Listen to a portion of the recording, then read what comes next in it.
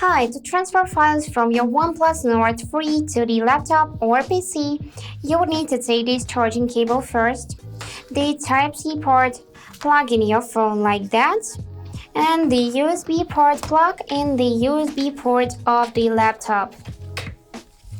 And after that, it will start charging, you will see the charging animation, and now you can swipe down from the upper right corner and check this system notification.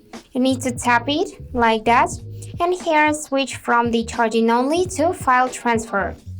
Great, and now we can see the name of our device right on our laptop.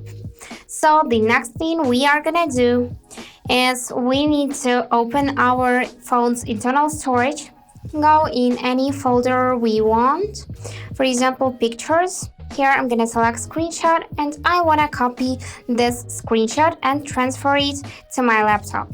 So I will copy it, then on the laptop I'm gonna select documents and here just paste this photo, and yes, it is working. So we can do just the same thing if we just copy any file on our laptop, for example this one.